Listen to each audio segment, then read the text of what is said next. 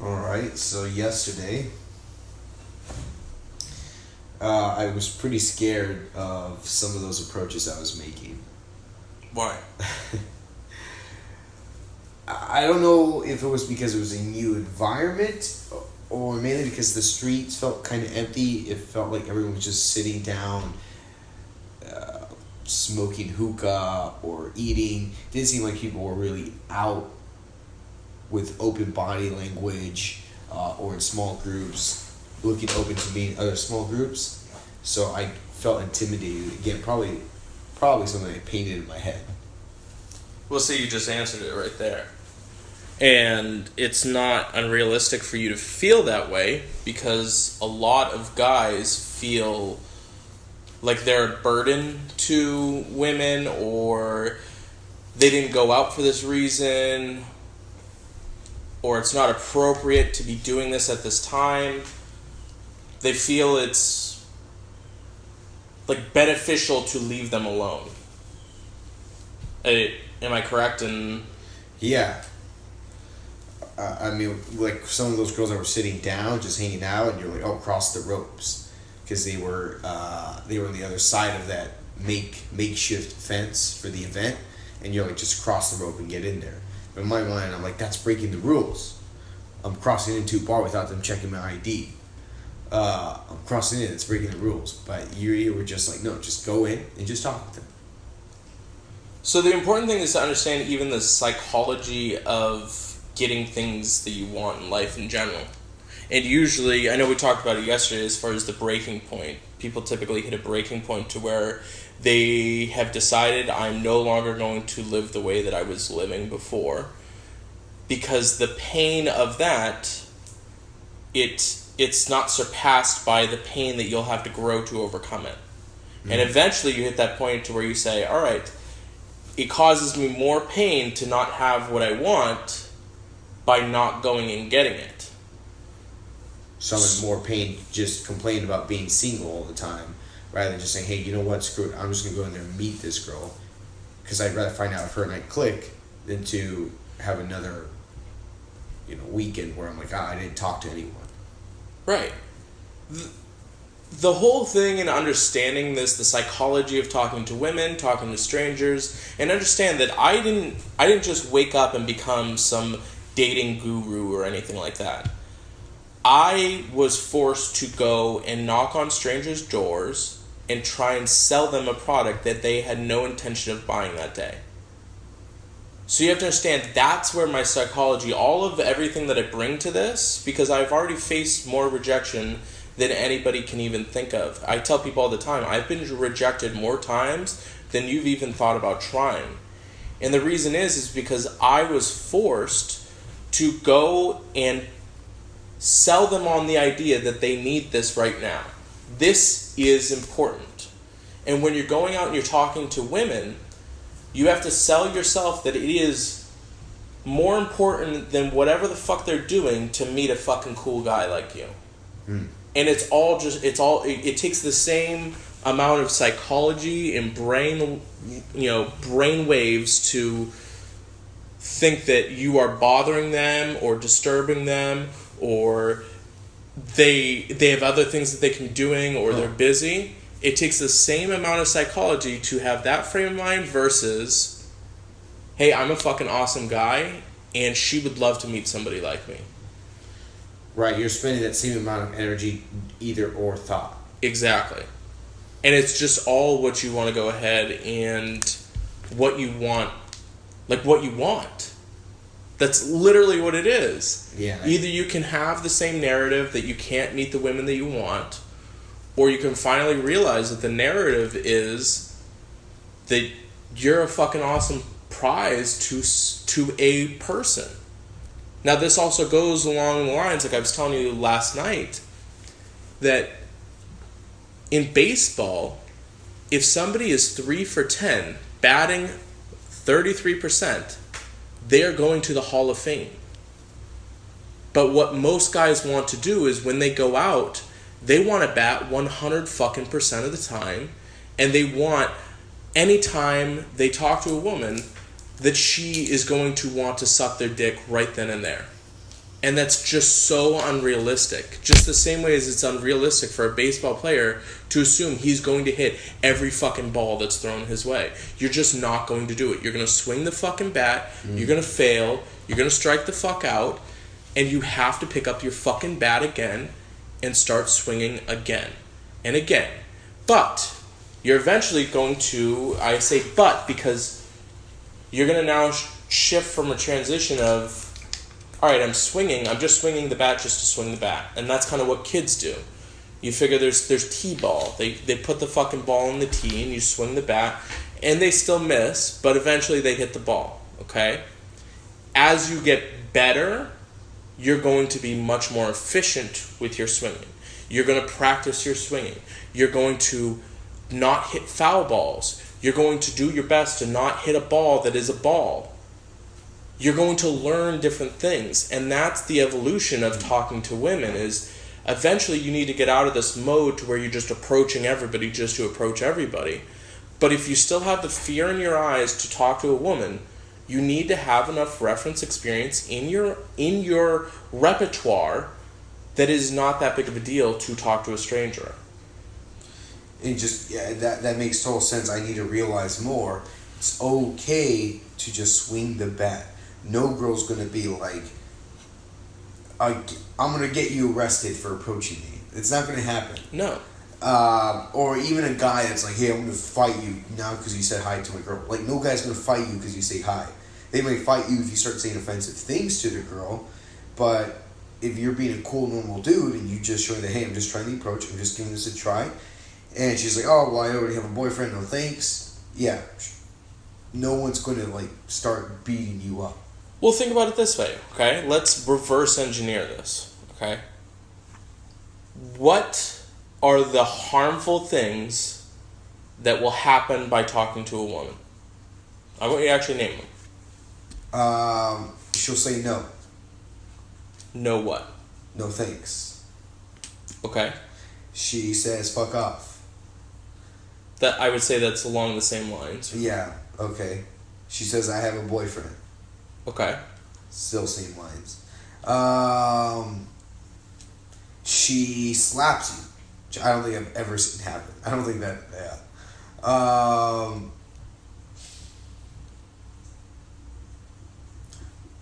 What other reasons? I want you to really dig deep. Even if you need to close your eyes, meditate on this a little bit, I want you to really assess what are the bad things or the negative things that could happen by talking to a woman that is a stranger.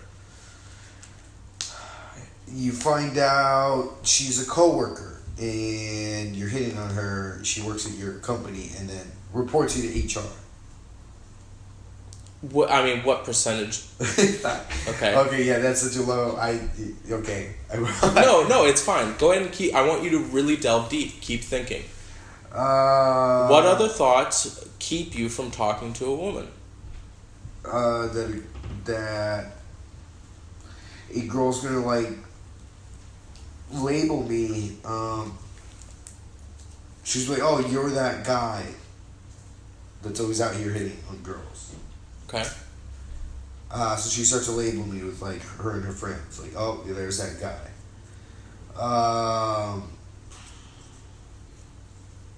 A girl says, no, you're ugly. Okay. Well, actually, I don't know. That's still like a no, thank you.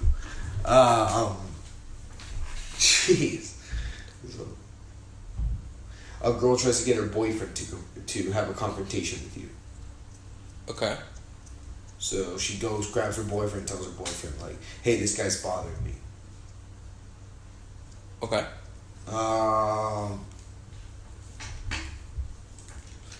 Gets her and her group of girls to, like, surround you and start punching you, beating you up. So, I'm going to go ahead and stop you there, okay? First and foremost, you can see how he has drawn conclusions and created actual stories in his brain right now. Especially you can think of like the fourth thing that you said. It was the coworker being creepy, report you to HR. That is a very vivid thing that you can see. Her going and grabbing her boyfriend and having the boyfriend come and talk to you and doing that. being labeled as the guy that goes ahead and talks to all these girls, grabbing her friends that are girls and having them come over and stuff like that. What you just displayed was irrational thoughts in your brain that you are associating with talking to random women. Now I'm going to go ahead and take that one step further. If you look back at all the reasons of what you just said, they all lead back to the fear of rejection. And that's why guys don't fucking talk to women, is because they are afraid of hearing the word no. So this spans deeper than just talking to women. This is people in general. Okay, when you talk to somebody, you want to ask them something, and you're doing it in a way that you want to hear the word yes, right? So here's the way of how you frame this all and not get bogged down with the word no. You change that word from no, N-O, to K-N-O-W. They don't know enough about you. They're never saying, no, I fucking hate you, Hunter, stay the fuck away from me.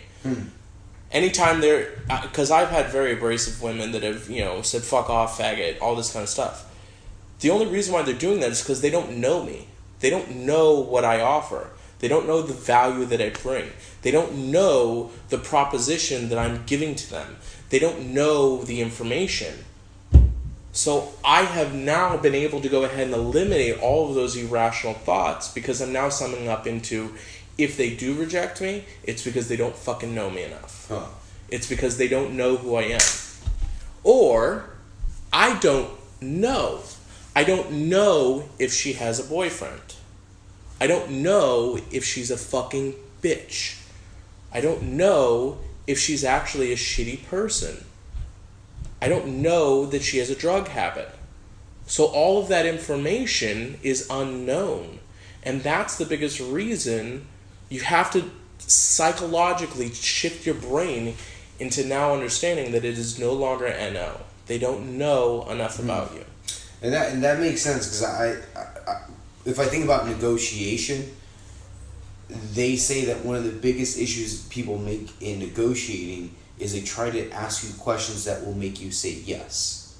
And this is negotiations, not just business, but like personal life, all that people try to tell you, oh, wouldn't you want this? And it's a question that you'll obviously answer yes to. But when you make people say yes, they just get irritated because people innately want to say no.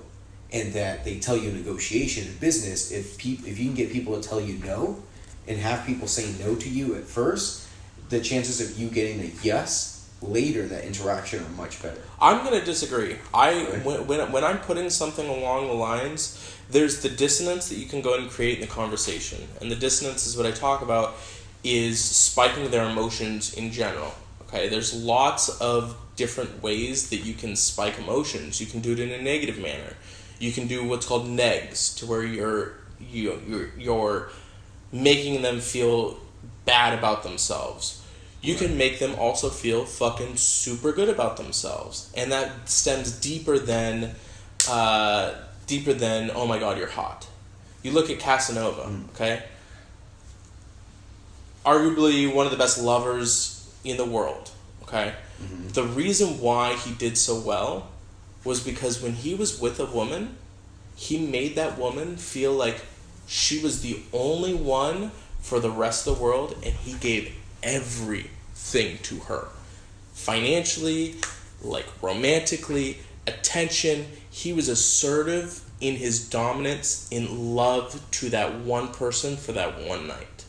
And that's how he did it, because it was so different. Because women are so used to guys going ahead talking, when things go shifty, fuck it, I'm on to the next boat. So he created the dissonance by being different than what else is out there. And that is something that you are in complete control of. Okay? The subject has they're going to respond differently in different scenarios, but ultimately you are in control of creating that dissonant in their spectrum as far as what they're used to right then. That's what gets attention. That's why you look at all the movies that are out. There's horror movies, okay? That sparks a completely different intention. There's drama, there's war movies. All of those are intended to create a completely different emotion that you're normally used to, and that's why you're engaged into it. So I never preach to you that you have to be the guy that just sits there and makes fun of girls and makes them feel shitty about themselves and stuff like that. It will work on a certain type of woman.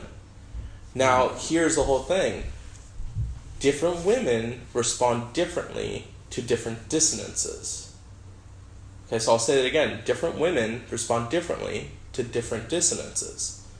And a lot of that comes back to their childhood psychology as far as how they interpret the world. Again, back to the movie thing, there's certain genres that more people are more interested into because it resonates with them. So where some girl, she might really appreciate dark humor about getting sucked off by a gorilla in the back of the club, that same humor would fucking appall somebody else. Sure. So your job as a man, as a person, is to be authentic and congruent with who you are. Now, I never want to turn somebody into me, because who I am, I'm very abrupt. I don't care. I'll say whatever the fuck is on my mind. And I know there's a small majority of women that fucking love that. They love that I'm robust and just don't really give a shit. I'm having fun. I'll say things. I'm controversial. But I'm not everybody. There's a lot more guys that are more reserved and they're into nerdier things and they're more intelligent and they have more profound ideas on some very intellectual topics. I don't have any business telling you about the molecules of biology. I don't know. That's just not my shit. You know? Yeah. And that's okay. It doesn't matter. That's not a bad thing. That doesn't make me bad. But certain women are going to be fucking love the person that you are if you allow them to know you. And you have to take that out and be willing to put yourself out to where they can actually feel that energy as far as who you are. Does that make sense? Yeah. I mean, I can't cold read on every person that I want to meet, so I can't try to tailor things to their way, but I can just be authentic about who, like incongruent with myself and say, well, here you go, this is me, and we start to click and get along very well. I could say, hey, this is definitely going to work out because I'm being congruent. This is how I am, and we're clicking. Yeah, and I'll tell you, the way that I kind of look at it is that there's multiple stages that go into this. There's little tiny nuances that add more to your repertoire, make you more presentable to other different types of groups. So for me, I feel like I have become a social chameleon. And the way that I learned how to do that was by selling products door to door. I would walk up and this person would be a drug dealer, and then 2 hours later I would be in a doctor's house. And I would have to figure out what is going to motivate this drug dealer to buy my product. The way that I sell that product is a lot differently than the way that I'm going to sell it to a person that's a doctor.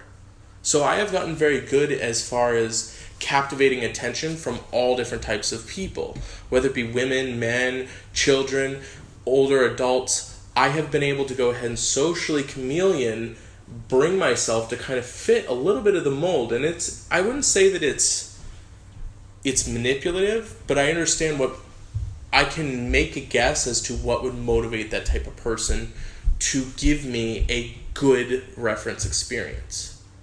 So a lot of that comes to knowing your audience. When you're going out to a club, you can make small judgments. And the small judgments come from, is this person nice? Do they seem nice? Do they seem friendly? Do they seem bitchy? Do they seem like they're open to talking to somebody? Are they in a serious conversation? You can make all these micro little judgments, and based on those micro judgments, you can go ahead and present a certain side that is authentic and congruent to you, but it would also motivate that type of person. Are they the fun life of the party, and they want to have more fun, and they're motivated by that? When you're talking to them, you're going to see how they talk what is their perception of things. That's why a lot of times I will ask people what they think about stuff. Last night, one of the very first questions I asked that girl, is, what do you think of Tinder? Yeah, I remember you saying that. Okay. Now knowing this, why do you think I asked her that question?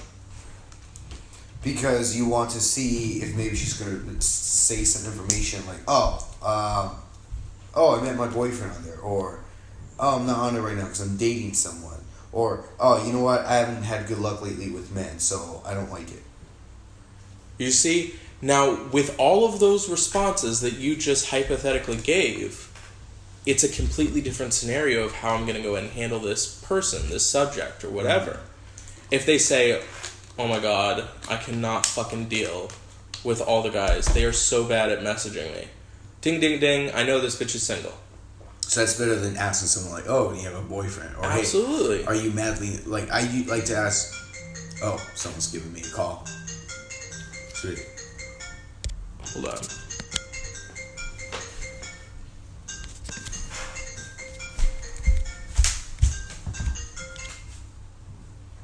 Hey, how you doing?